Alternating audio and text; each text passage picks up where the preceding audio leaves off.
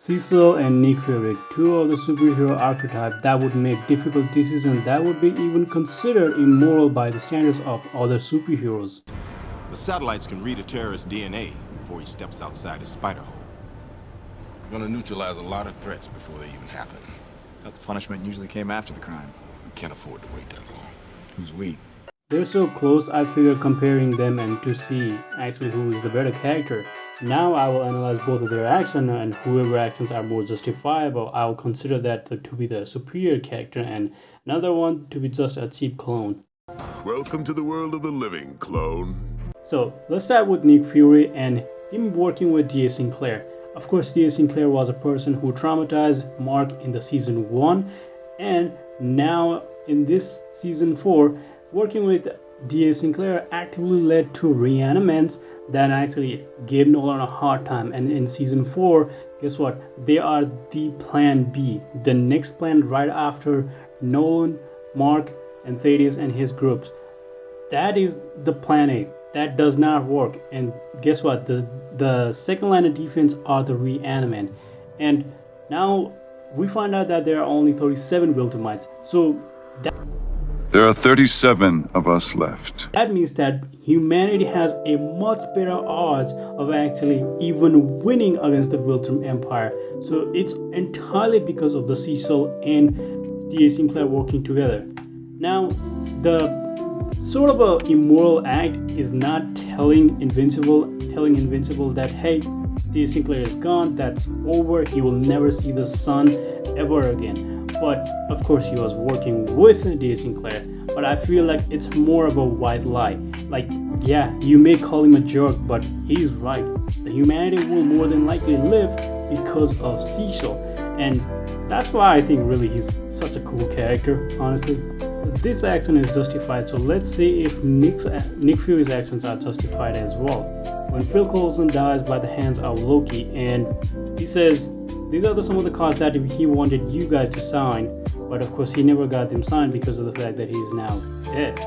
And that really hits the Avengers, and that motivates them to actually fight. And it's said that he was just like, they were never in his pocket, they were not even his, and it's like, so Nick Fury just lied to them.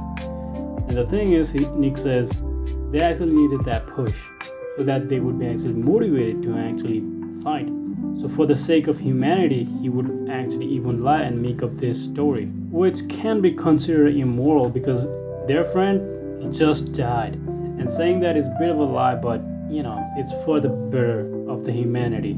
And so I'd say that Nick Fury is also justified in his own decisions making. Coming back to Cecil, I have to say, when he actually almost killed Mark being the first line of defense against the Viltrumites, I think it was very stupid. Because Mark just comforted him and he did not kill him at all.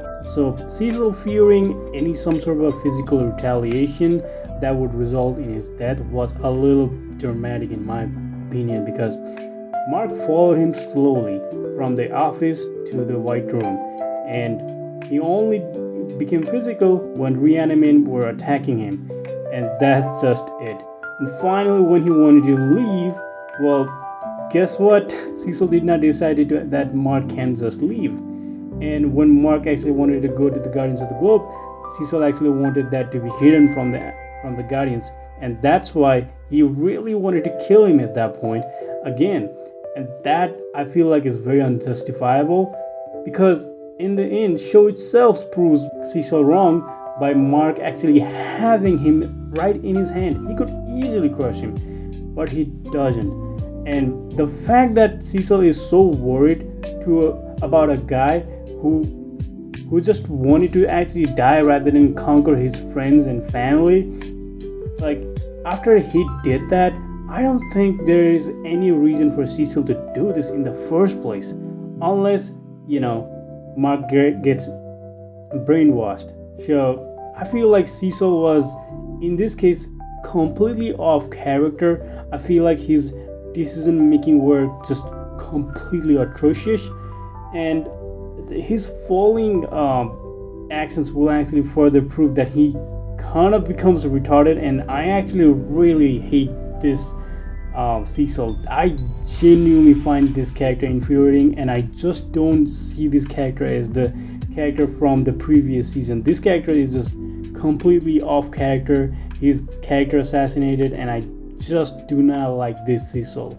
And to be fair, I'm gonna point out one of the Nick Fury's wrongdoing, which he made a ship that could target anybody, including Tony Stark.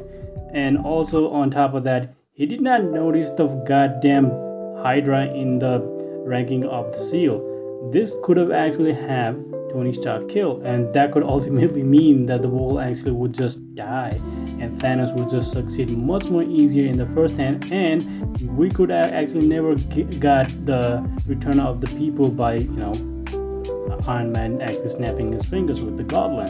So this was insanely wrong, and so it's just like, how do you not really know that like there could be somebody infiltrating your group? This is one of the things that regular military go through. Like you look at like American, Japanese, France, Germany, even Russians. They constantly look at some of the people that are actually maybe potentially be a leak, maybe a person who's like pretending to be from their country but actually is a double agent, stuff like that. So it feels like he just isn't good at his job more than anything. So yeah, it's like it was a huge screw up by Nick. So I just want to point this thing out because to balance it out, that to not show that only Cecil is the dumbass. Like Nick Fury at times is just completely like out of his mind. But the following action by Cecil is something that I cannot defend at all. Him actually leaving Conquest alive is completely stupid. He even tells Mark again that, hey, you know what? I'm actually gonna kill him. And this time around he was saying, you know what? Normalize, yada yada.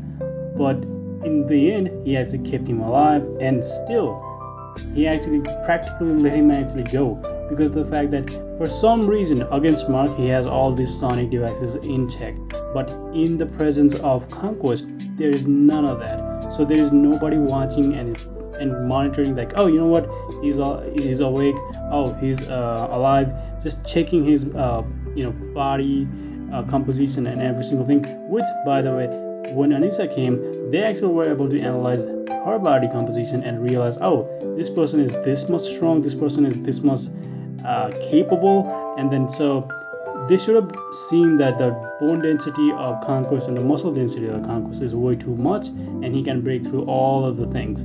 So because of that, I have to say that either it's just bad writing, either just Cecil is just completely stupid. He should know that Conquest can break through. Like there's nothing.